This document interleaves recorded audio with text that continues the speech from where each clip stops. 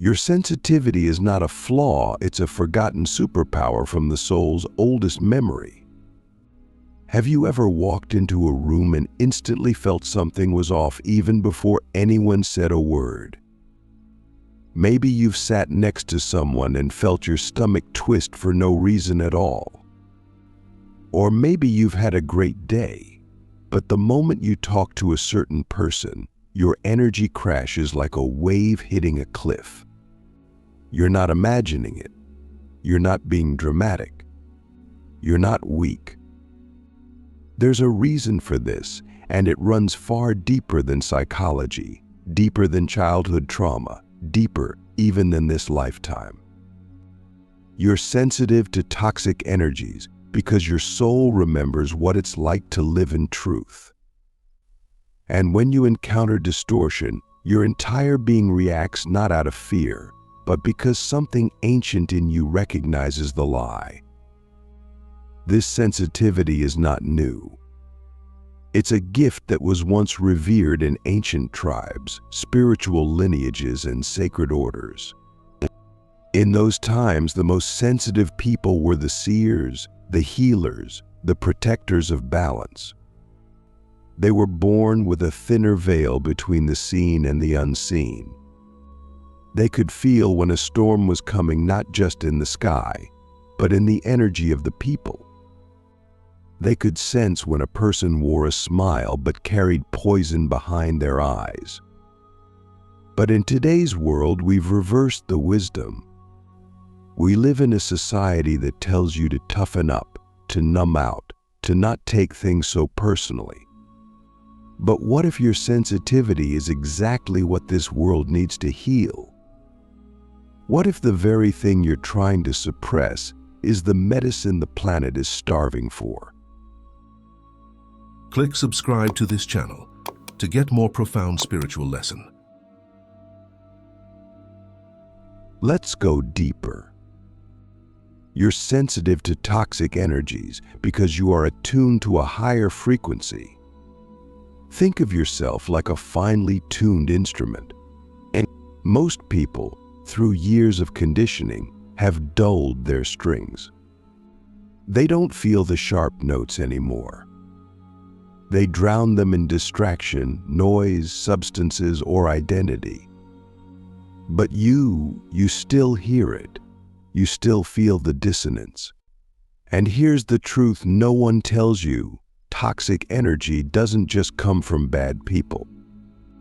It comes from emotional dishonesty, inauthenticity, unspoken pain, repressed rage, fake kindness, forced smiles. These are the frequencies that suffocate the empathic soul. That's why you can be in a room full of people who say all the right words and yet feel like your spirit can't breathe. Because your body isn't listening to their words, it's listening to their vibration. So let's ask a powerful question. What are you doing with your sensitivity? Are you using it to hide? To isolate? To build walls?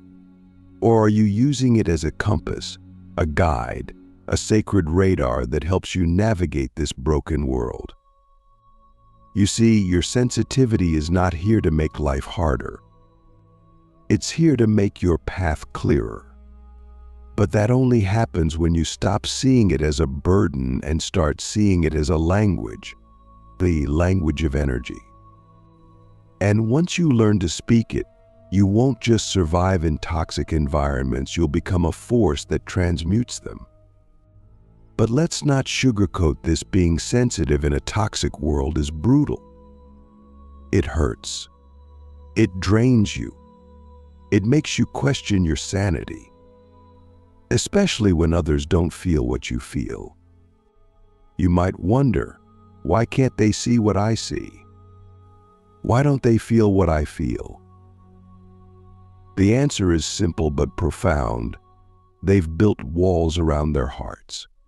You haven't, and that is your strength. It's also why the world often misunderstands you, because your very presence threatens the illusion. When you walk into a room with an open heart, you expose everything that's been hidden. You become a mirror. And mirrors are dangerous to people who are afraid to look. So what do you do with this mirror? Do you hide it? Do you turn it away? Or do you learn to hold it with grace, with love, with boundaries? Because boundaries are not walls, they're clarity. And if you're sensitive, you must learn the difference. You don't need to harden. You need to discern. Not everyone deserves access to your energy. Not every environment deserves your presence. You are not obligated to fix, heal, or absorb the pain of others. That's another lie the world tells sensitive souls, that you exist to carry the weight no one else wants to hold. But the truth is, you exist to illuminate what others have forgotten. And sometimes that means walking away, not because you're weak, but because you're wise. There's another reason you feel so much. It's because you've been here before. Your soul is old. It has walked through lifetimes of war, betrayal, awakening, and loss. And in each life you carried the imprint of what was true and what was false. That's why you can feel toxicity before it speaks. That's why you cry at things others don't notice. That's why beauty breaks you open and lies make your skin crawl. You are not just reacting, you are remembering. You are remembering a time, a place, a frequency where love was not rare, but normal. And your sensitivity is the residue of that remembrance. But let's get practical. How do you protect yourself without shutting down? How do you live in this world with an open heart and not get crushed? The answer is paradoxical. You must become stronger in your softness. That means developing energetic hygiene. Just like you brush your teeth or wash your hands, you need to cleanse your energy. You need practices, daily ones, that realign your frequency. That could be breath work, grounding, walking barefoot on the earth, taking salt baths, chanting, or simply spending time in silence. You need space to discharge what isn't yours. Because if you don't, your body will hold it.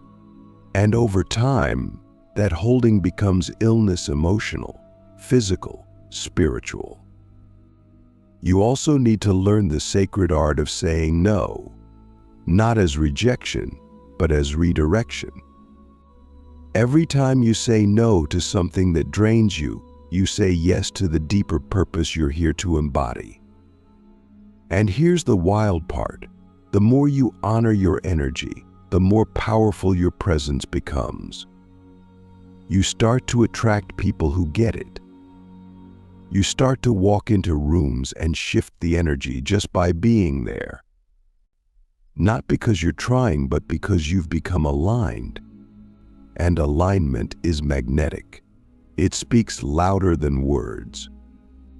It heals without effort. It transforms without trying. Now let me ask you something that might change your life. What would your reality look like if you stopped seeing your sensitivity as a wound and started seeing it as your superpower? What choices would you make? Who would you walk away from?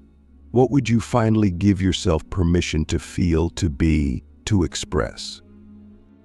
Because here's the truth. The world is not going to slow down for you. It's not going to become less toxic, less noisy, less chaotic. But you can become more centered, more sovereign, more clear. You can learn to walk through the fire and not be burned. You can become the calm in the storm. Not by numbing, but by remembering who you are beneath the noise. And once you do, you stop being reactive and start being resonant. You stop absorbing and start alchemizing. You stop hiding and start shining. And that's what this video is really about. Not just understanding why you're sensitive, but awakening to what that sensitivity is trying to awaken in you.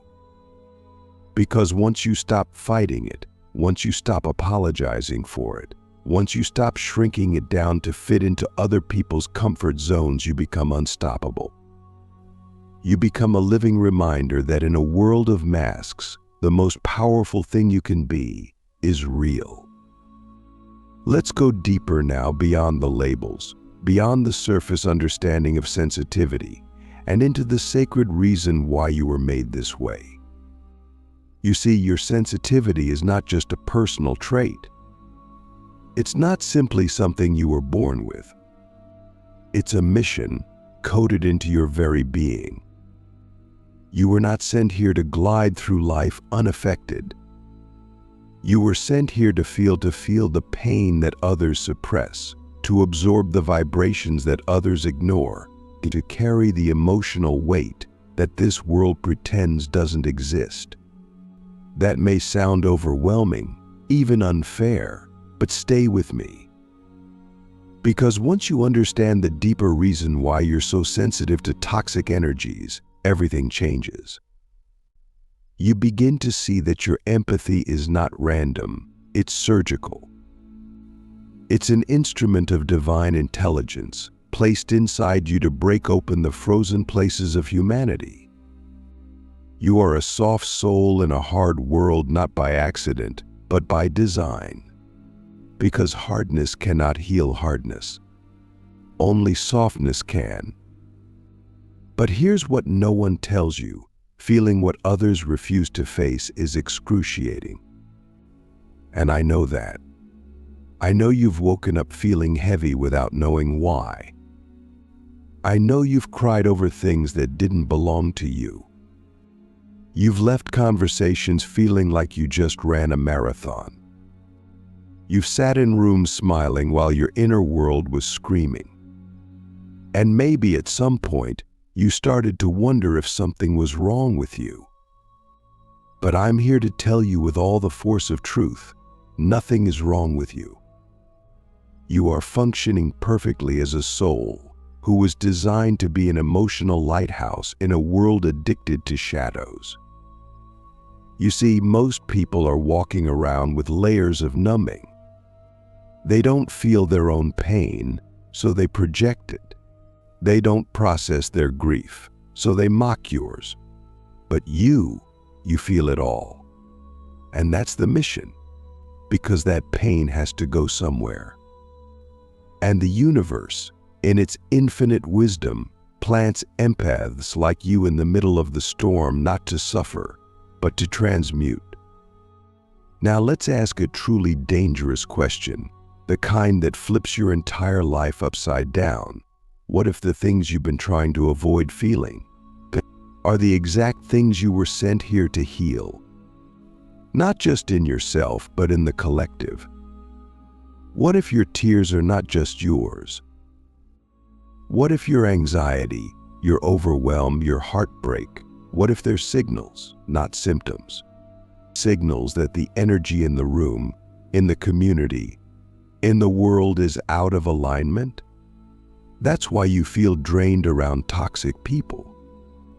That's why you feel sick in certain environments. Your nervous system is not broken, it's activated. It's trying to tell you, this isn't truth. This isn't love. This isn't real. And your job is not to silence that signal. Your job is to listen, to interpret, to respond not with collapse, but with clarity. But there's a trap, a very seductive trap. And that trap is martyrdom. It's the belief that because you're sensitive, you must carry everyone else's pain. This is the shadow side of the empath, the healer who forgets to heal themselves, the giver who forgets they're also allowed to receive. And if you fall into this pattern, your gift becomes a curse. You start absorbing toxicity instead of illuminating it. You start enabling dysfunction instead of disrupting it. And the worst part, you begin to betray yourself, one small piece at a time. You stop speaking your truth to keep the peace. You stop setting boundaries because they're struggling too. You start shrinking your light so others don't feel exposed. And slowly you become a stranger to your own soul. So how do we escape this trap? How do we honor the mission without losing ourselves in it? The answer is radical, and it's this: you must choose yourself first. That's not selfish. That's sacred. Because when you are full, you overflow. When you are aligned, you radiate. When you are rooted, you can hold space without being uprooted. You must become the kind of empath who doesn't just absorb, who alchemizes, who steps into a room not to take on the energy, but to raise it. And that means you must be ruthless with your boundaries, discerning with your time, and devoted to your own healing, not as a luxury, but as your first responsibility. Because you cannot give what you don't have. You cannot lift others if you're sinking. You cannot light the way if your flame is out. Let's get even more real now. You're not sensitive to toxic energies because you're fragile. You're sensitive because you have ancient training. Your soul has incarnated many times, through many lifetimes, where energy was the first language, not words, not logic, not status. You were trained in the art of vibrational discernment. You can feel a lie before it's spoken. You can sense manipulation wrapped in kindness. You can detect fear behind anger and grief behind silence. And in those past lives, you were probably a healer, a priestess, a monk, a medicine man, a mystic. You knew how to hold space. You knew how to clear energy. You knew how to work with the unseen. But in this modern world, we've lost the training. And so your sensitivity, which once made you powerful, now makes you feel powerless. But that ends today, because now you remember. You remember that you were sent here with tools. You remember that your body is a tuning fork, not a sponge. And you remember that feeling deeply is not a weakness, it is initiation. You are being initiated into the next level of your purpose. And that initiation requires you to stop apologizing for your empathy, to stop explaining your intuition, to stop dimming your light for those still afraid of their own. You are not here to blend in. You are here to break the pattern, to feel what others run from, to name what others suppress, and to love where others hate, to soften where others harden. And in doing so, you shift the frequency of the collective, one breath, one boundary, one brave act at a time. So what would change if you saw your sensitivity not as a burden, but as a mission assignment? What if you stopped trying to numb it, fix it, or hide it, and instead you trained it, honored it, protected it like the sacred flame it is? Because the truth is, this world doesn't need more strong people. It needs more sensitive ones who are strong enough to stay sensitive, who can walk through the fire of human emotion and not shut down, who can feel the pain of the world and not collapse under it, who can name the poison and still choose to love anyway. That's who you are.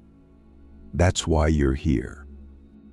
The Energy Mastery Path: how to transmute toxicity, protect your light, and heal the world around you.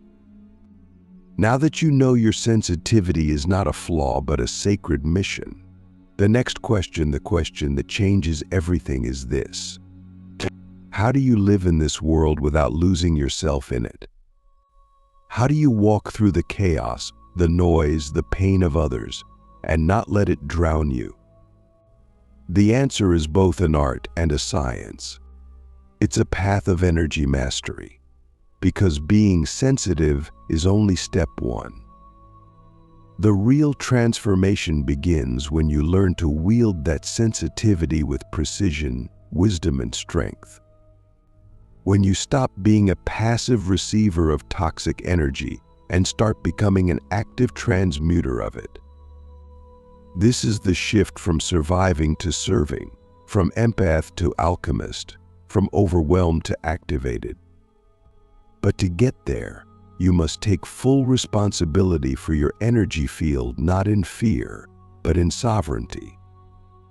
You must stop waiting for the world to become less toxic and instead become so clear, so rooted, so radiant that toxicity reorganizes itself in your presence or flees entirely. Let's begin with the most important truth. Energy is real. It is not a metaphor. It is not an abstract concept. It is the foundation of all things. Every word, every thought, every space, every person carries a frequency. And your body, your nervous system, your heart, your gut is constantly reading that frequency before your mind even catches up. That moment you feel off around someone, that sudden wave of sadness after scrolling through social media, that heaviness in your chest when you enter a crowded place, that's your energy field interacting. But here's the part we've forgotten. You are not powerless in these interactions. You are not just a sponge. You are a field. A living, breathing, sovereign ecosystem of energy. And just like you can protect your body, you can protect and shape your field. That means you can walk into a toxic room and remain untouchable, not by shutting down, but by amplifying your light. How? The first step is energetic hygiene. Just like you brush your teeth, you must cleanse your field daily. Because if you don't, you carry the residue of every interaction like invisible dust that slowly weighs you down. This is why you may feel exhausted after being around certain people, because you're absorbing what was never yours. So start simple, breath work. Deep, conscious breathing clears stagnant energy faster than almost anything. Meditation, especially grounding meditations, helps you come back into your body, which is your spiritual headquarters. Salt baths, nature walks, even shaking your body like animals do after trauma, these are not luxuries. They are necessities for sensitive souls. And if you think you don't have time, ask yourself, do I have time to feel drained, confused, and disconnected all day? Because clearing your energy is not about indulgence, it's about functionality. Now let's talk about boundaries, not the reactive kind, not the walls you build after being hurt. I'm talking about energetic boundaries, the kind that are invisible but unmistakable. The kind that say, I know who I am, I know what I carry, and I decide what enters my space. These boundaries are not created through aggression, but through clarity. When you are clear within yourself about your values, your mission, your frequency, you naturally repel what is not aligned. This is why some people are drawn to you instantly and others avoid you without reason. It's not personal, it's resonance, and you must stop trying to change your vibration to make others comfortable. That is spiritual self-betrayal. You cannot raise the world's frequency by lowering your own. You must hold your center like a lighthouse in a storm. Not everyone will like your light, but those who are meant to find you will.